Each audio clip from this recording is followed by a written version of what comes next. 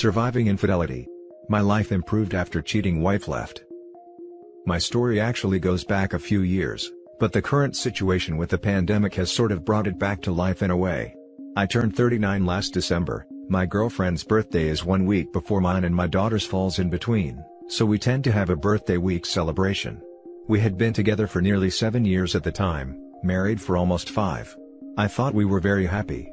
The speed with which everything changed shocked me. All of this started back when I was 32 and my daughter was 4. My ex-wife was 31. My ex-wife joined a new gym because of a promotion they were having. It was a very expensive high-end place. It was after that when the trouble started. The details of the cheating aren't that interesting, so I'm not going to spend much time describing it. For about 6 months my ex-wife became distant, picking fights a lot, going out on girls' nights, etc. After about 6 months of all this, I went away on a business trip and when I came home, my ex-wife had moved out. Maybe 2/3 of all her stuff and most of my daughter's stuff was gone. On the kitchen, there were divorce papers. No note, nothing. She was offering 50-50 custody and didn't want any money or the house. Now it might be important to know that at this time, I was already earning 6 figures plus bonuses and commissions. And due to some very wise investments and careful planning, I expect to be a millionaire by my 40th birthday or soon after. But I guess she wasn't willing to wait. She is a stunning and beautiful woman, so it's not too surprising she was able to meet the guy she did. Especially in revealing gym clothes. I didn't know this when I found the divorce papers, but the man she left me for was already a millionaire. He was also 45. But I didn't know about the other man at the time. All I knew as my wife and left with our child and left behind divorce papers. She wasn't answering my call or anything. Even her parents and siblings didn't know where she was. Eventually I talked to her, but she didn't tell me about the other guy. She just said that she wasn't happy and she wants to move on. After a couple weeks, what convinced me to sign the papers was when I received an invitation to her second wedding. I signed the papers and she was remarried 3 months after leaving me. I'm giving kind of an abridged version because the details of all this aren't so unique. Once I was divorced, I got to see my daughter again and basically she spent half her time with me and half her time with her mother. I focused on being a better and more present father. I redoubled my efforts to work out and established a thorough exercise regimen. I took some courses about investing and trading and made a fortune. I even discovered a new hobby, woodworking. I would find used furniture usually that had been thrown out, and I would refinish it. Eventually I started dating again. But it was nothing too serious. I was more concerned with having another woman around my daughter. She never really warmed up to wife's second husband. My daughter often said that he tolerated her, but that was it. She didn't use those exact words but that's what she described. Eventually I met my current girlfriend. We've been together about 3 years now, living together for 2. My girlfriend is from Thailand and is 10 years younger than me. She studied therapy and worked in a spa. Her and my daughter get along great, and my ex-wife is very jealous. My girlfriend and daughter enjoy spending time together in a way I don't think my ex-wife has experienced. For example, girlfriend and daughter both have long hair and enjoy watching videos online on how to make very elaborate braids and hairstyles. My daughter enjoys this more than the expensive toys my ex-wife is always buying. Time for the plot twist. 2020, and the pandemic were not kind to my ex-wife's new husband.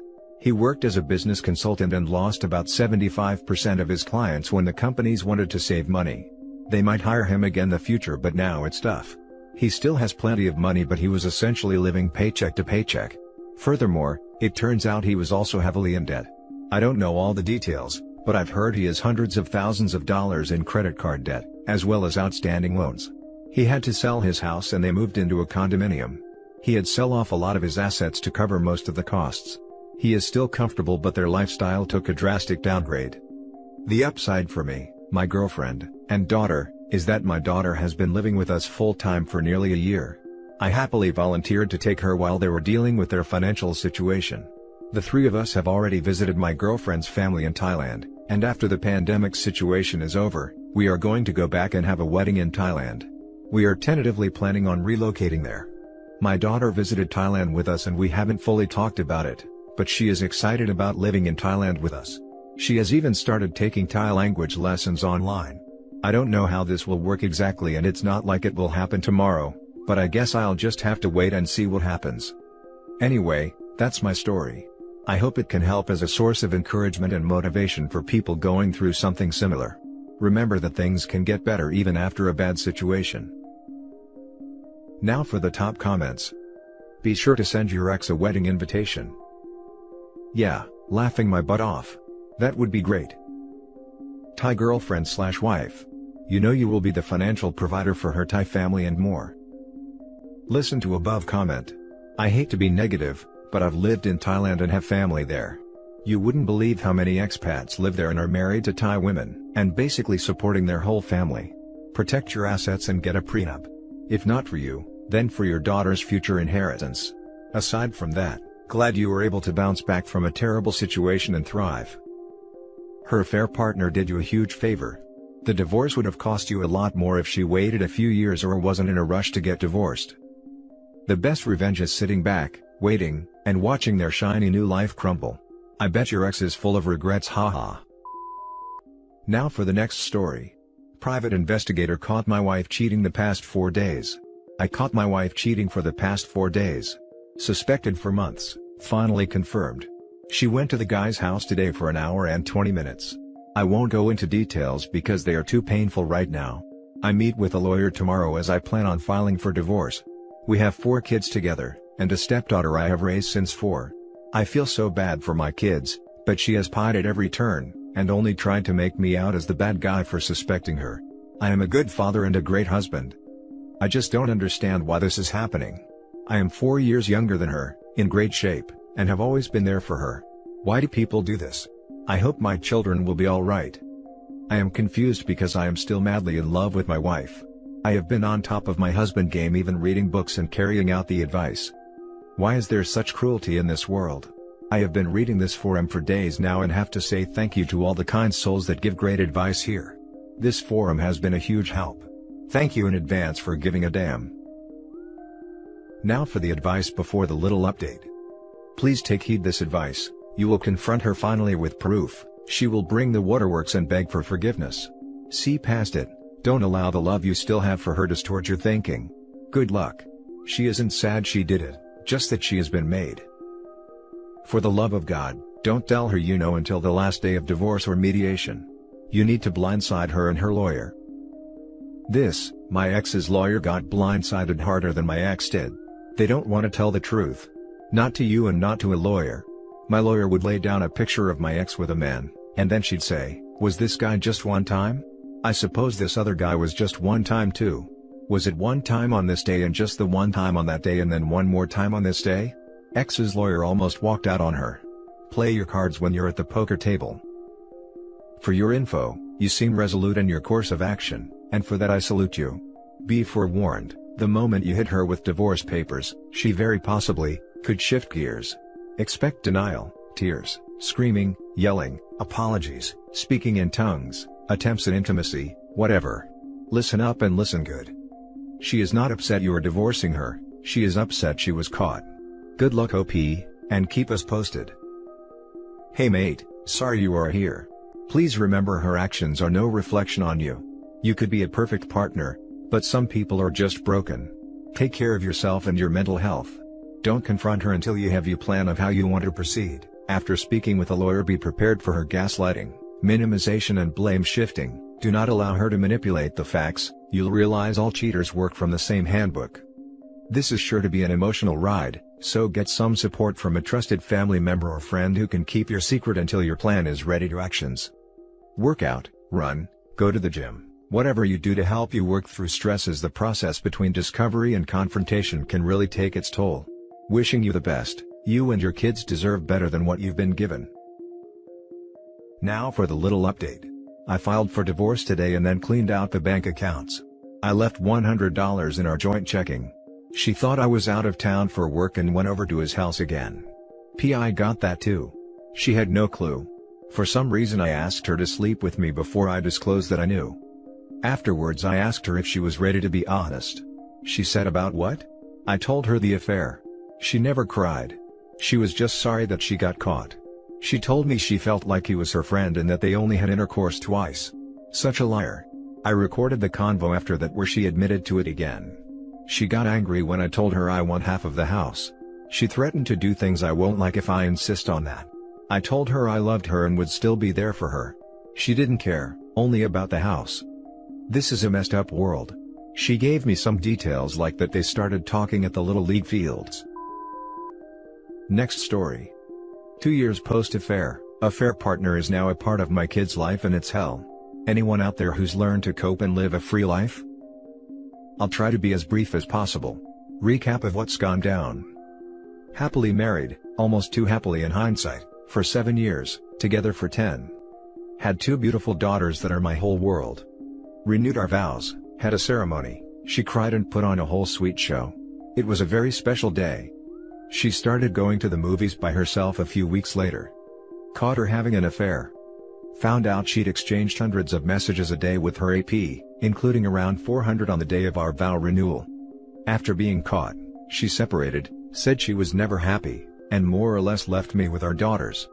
Kept having the affair for months and months. Acted like she ended it, went to therapy, but she was unrepentant and just mean. Divorced in Jan of 2020, got screwed financially but kept 50% custody. Fast forward to this year, she tells me they've been dating more or less the whole time, and more recently she's involved him in my kids' lives. But the kids like him, he's apparently good to them, and involved, albeit more than I'd like. I've dated, but never felt comfortable introducing my kids to any of the women I've dated because I don't want to confuse them. I feel like I'm the only one trying to minimize the confusion for my kids. It sucks so bad because so much trauma is associated with him. I wish she would just date literally anyone else. It hurts so much when I have to hear about her affair partner from my own kids. But at the same time, when my kids talk about him I have to listen with a smile and not show emotion because the absolute worst thing would be to complicate things or involve them. It's awful. All of me wants to say Daddy doesn't like him, or please don't tell Daddy about him because it hurts, but I can't because I want to be a place that my kids feel safe telling me anything. So I smile, and change the subject, and sometimes cry once they're asleep. And it's everywhere. Like, I bought my kids little digital cameras for Christmas. Told them the cameras don't have to stay at Daddy's because I gave it to them, and it's theirs to take wherever they go. As a result, I now get to see pictures of him on my kids' cameras. It's torture, it's honestly keeping me from healing. I feel trapped. I don't know what to do and would really appreciate any advice because damn it I just want to feel free from this, but it's so hard when even my own kids throw it, innocently, in my face. Now for the top advice. Texting AP on the day of vow renewal? Holy cow. What an absolute garbage human she must be. When I read that point, I too thought. That is yet another example of a new level of cheating scumbaggery. Lower than low. My situation was a bit different. AP's family was always in the picture daily from day one. His parents are basically my daughter's grandparents. Tough, but they were always the best of people, along with his sisters. Ex married another guy, and I was very fortunate. He is a good man and took good care of my daughter. Invited me to birthday parties and we have never had an issue. Now it took me about 3 years to let go of the anger, but there is no benefit to adding drama to the kids' lives. Gotta take a deep breath and smile. You can do it. Thanks for sharing. I'm close to 2 years from D-Day and still have a lot of anger, so it's reassuring to hear that it will, hopefully, get easier with more time. I'm in a nearly identical boat to you, brother. Just remember, they will never love him as much as they love you. He's not their dad, you are, and they know this. He's a buddy to them like their other friends are. Truly nothing more. It sucks, but you have to remind yourself that the cheating jerk is good to the kids, and that's better than your ex being with some D-head that's a prick to the kids, as that would be infinitely worse. Get to the gym, focus on your work, make sure your time with your kids is high quality and fun, and bang some ass hotter than your ex. Life is not only good, but will be better than it ever was. Good luck. Thank you so much. This was exactly the kind of encouraging I needed, and right where my mind needs to be. Saving this. Peace and love. Now for the last story. My mom confided in me about her affair when I was 11 years old. I honestly can't even remember exactly how I felt back then when she told me, but I do remember understanding why she did it. My father was horrible to her, controlled every aspect in her life, including financial aspects, and would physically and emotionally abuse her in front of us all the time. She woke me up one night bawling her eyes out begging me to help her clear her Yahoo Messenger chat history. It was a school night and I'm pretty sure I was annoyed to be woken up, but she was crying and she's my mother, so of course I did it for her. I only asked her afterwards if she was comfortable telling me why I was asked to do what I just did, and she revealed to me that she's having an affair with this dude in his 20s who worked at a mobile store near our hometown, although we didn't live in our hometown. They met when we were back home for the holidays and continued ALDR for the next year and a half. My dad found out about her affair a year and a half after she told me, kicked her out of the house, and never let us see her since. My dad's also a notorious serial cheater. My mom always felt that he was cheating, but he never admitted to it. My stepmom after her had the same suspicions, and then revealed to us that my dad had actually cheated on my mom with her back when my parents were still together. Soon after, Dad divorced first stepmom and met the second one, still with her 10 years later, and of course he's cheating on her with his assistant for the last 8 years. She knows this, she's found as much confirmation as possible, confronted him, the whole 9 yards, yet she is still with him. I've been in toxic relationships before where I wasn't treated well, and surely I've been toxic in my previous relationships too, but I've never cheated. I'm in the most loving relationship I can think of now, and I 100% want to be with this man for the rest of my life. He's my best friend, he's unbelievably supportive, loving, caring, just everything I could have asked for and more. He's had a very similar upbringing to mine. Dads are almost identical in terms of behavior, so he looks at cheating the same way I do, straight away deal breaker with no exceptions. With all this said, I have the hardest time trying to imagine us happy together after 10+ years. I know it's possible, but I cannot conceptualize the idea that he won't eventually get sick of me and look for something with someone else. I know it's due to what I grew up thinking was normal, or knowing it wasn't but not knowing what's normal. I don't know how to shake this feeling. Just wanted to rant a bit, I suppose. You have a lot of unresolved childhood trauma that if left unchecked can lead to unhealthy coping mechanisms in your relationship. Therapy is one good way to recognize the destructive behaviors and learn to better cope and try to avoid certain behaviors. I'd suggest you undertake this journey together with your partner so you all can emotionally support each other. I hope you are supporting your mother and minimizing time with your father here. Your father is definitely a trigger. Yeah, I've been in consistent therapy for about 2.5 years now, and boy can I 100% confirm without it I'd not have been remotely half the person I am today. My dad stopped speaking to me after I moved out last year. I couldn't contact my mom from the age of 12 until I moved out, 24, and when I did, she no longer wanted it. I try and be as upfront with my partner as possible when it comes to literally anything on my mind, but sometimes I start spiraling in my head and yeah, it gets horrible.